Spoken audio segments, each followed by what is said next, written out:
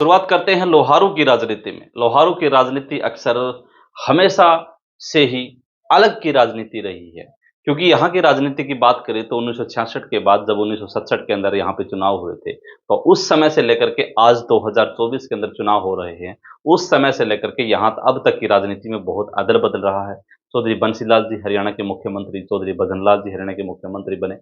चौधरी ओम प्रकाश चौटाला जी हरियाणा के मुख्यमंत्री बने, लेकिन लोहारू का गढ़ हमेशा से ही अलग तरीके से रहा है। कभी चौटाला जी का गढ़ रहा करता था, बीजेपी पार्टी का यहाँ पे कोई वजूद नहीं था, कांग्रेस पार्टी का कभी यहाँ पे गढ़ हुआ करता था। लेकिन जब 2014 के अंदर और 2009 के अंदर की बात करें, फिर 2019 के अंदर की बात करें, तो ये गढ़ जो है वो टूटता हुआ नजर आया, क्योंकि 2014 के अंदर पहली बार ये लोहारू क्षेत्र है वो शोराण क्षेत्र से आता है, और 2014 के अंदर पहली बार शोराण का जो घमंड है वो टूटने का काम किया, क्योंकि ओम प्रकाश गोरा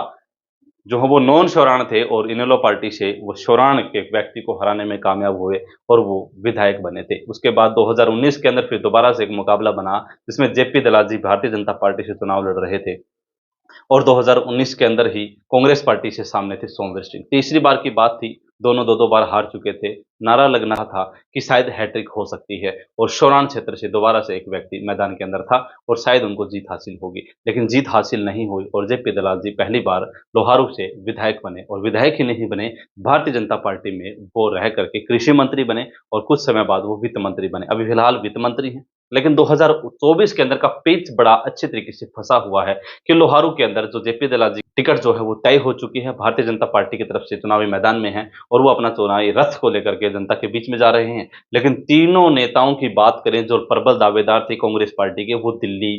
दस्तक दे चुके हैं। हुड्डा जी की कोठी के सामने सभी नेताओं ने अपने डेरे डाल रखे हैं, और वहां से एक खबर बड़ी आई है कि लोहारू की टिकट के अंदर प्रबल दावेदार जो हैं वो राजवीर सिंह फाटिया हैं, जिनकी टिकट लगभग फाइनल हो चुकी है। लेकिन नाम तीन थे, जिसमें पहला नाम सोमवीर सिंह जी का था, उसके बाद दूसरा नाम राजवीर फाटिया, और तीसरा नाम नरेंद्र राज गागड़वास। पहले बात करें अगर हम सोमवीर सिंह जी की, जो पूर्व में विधायक रहे हैं, लेकिन कांग्रेस पार्टी की जो लेजेसी थी, कांग्रेस पार्टी का कहना था कि 2 बार से ज़्यादा बार हारे हुए व्यक्ति को कांग्रेस पार्टी टिकट नहीं देगी, तो ऐसे में उनका नाम जो है वो यहाँ से कट चुका है। तो लगभग सोमवीर सिंह जी की जो टिकट है वो लोहारू से कट चुकी है। उसके बाद नरेंद्र राज गागड़वास की बात करें, तो नरेंद्र राज गागड़वास एक ऐसे चेहरे जो इनेलो पार्टी से रहे हैं, और इनेलो पार्टी से कुछ ही दिन पहले वो कांग्रेस पार्टी के अंदर आए थे, लेकिन उनके पीछे का बैकग्राउंड माना जाता है कि राज बब्बर का उनके ऊपर पूरा हाथ है, और राज बब्बर ही उनको कांग्रेस पार्टी के अंदर लेकर के आए थे। कुछ समय पहले कांग्रेस पार्टी में ज्वाइन हुई थी, इससे पहले वो इनेलो पार्टी में रहे हैं, और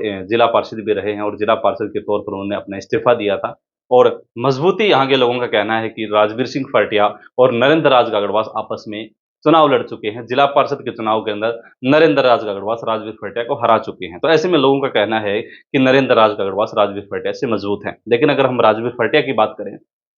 पिछले 5 वर्षों से यहाँ पे समाज सेवा के कार्य कर रहे हैं, जिसमें हम पहली बात करें कि 35 से ज़्यादा बसें जो हैं वो राजवीर फाटिया ने यहाँ हल्के के अंदर फ्री चला रखी हैं, जिसमें कॉलेज के अंदर लड़कियां जो हैं वो सुबह अपने घर के आगे से बैठ करके कॉलेज तक पहुंचाने का काम करती हैं। 35 बसें लगी हुई हैं, जिसके अंदर फ्री, कोई भी पास अलाउड नहीं है, हर बच्ची से कोई भी किराया नहीं लिया जाएगा, वो बच्ची कॉलेज के अंदर जाती है। हम कन्यादान पॉलिसी की बात करें, राजवीर फाटिया ने गरीब लोगों के लिए एक कन्यादान की पॉलिसी चला रखी है, जिसके माँ नहीं है। 51,000 रुपये कन्यादान दिया जाता है, और 1,01,000 रुपये कन्यादान उस बेटी को दिया जाता है जिस बेटी के माँ और बाप नहीं है। और जिस बेटी के माँ और बाप नहीं होता, उन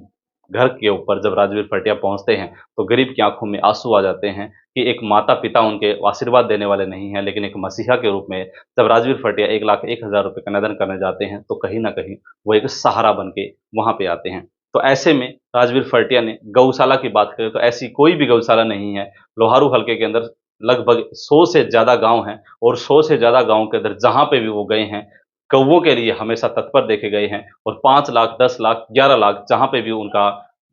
वहां पे मांग रही है, गौदान देने का काम किया है। ऐसे ऐसे दानी सज्जन के रूप में उनको माना जाता है, और ऐसे में यही कहा जाता है लोहारू की जनता कि अगर जेपी दलाल जी का कोई मुकाबला कर सकता है तो वो राजवीर फाटिया कर सकते हैं। और राजवीर फाटिया जी की लगभग दिल्ली से जो लिस्ट आने वाली है उसके अंदर लगभग नाम जो है वो फाइनल हो चुका है, और दोनों का मुकाबला राजवीर फाटिया वर्सेज जेपी दलाल जी का मुकाबला यहाँ पे देखा जा सकता है। ऐसे में सोमवीर सिंह जी को खुश करने के लिए, क्योंकि चौधरी बंसीलाल जी के दामाद हैं, और ऐसे में हुड्डा के करीबी हैं, तो हुड्डा भी उनको नाराज नहीं करना चाहते। ऐसे में अंदाजा यही लगाया जा रहा है कि सोमवीर सिंह जी के बेटे समीर चौधरी को पड़ोसी हलके के अंदर बारडा के अंदर उनको टिकट दी जा सकती है, लेकिन अभी वहां पे भी लगभग 60 से 70 वहां पे दावेदारी हैं। तो ऐसे में वहां पे भी उनके लिए मुकाबला बहुत ज्यादा गंभीर दिखाई दे रहा है। तो ऐसे में क्या मुकाबला आता है, क्या डिसीजन कांग्रेस पार्टी का आता है, वो तो देखना होगा। लेकिन लोहारू के टिकट के लिए नाम तय हो चुका है, फाइनल लिस्ट आनी बाकी है, जिसके अंदर नाम लोहारू के लोगों को देखने को मिल सकता है, जिसमें राजवीर फटिया वर्सेस जेपी दलाल जी का यहाँ पे चुनाव होगा। आप लोगों का क्या कहना है, कमेंट सेक्शन के अंदर अपनी राय जरूर दें। अगली वीडियो में मिलेंगे, तब तक के लिए धन्यवाद, शुक्रिया, जय हिंद, जय भारत।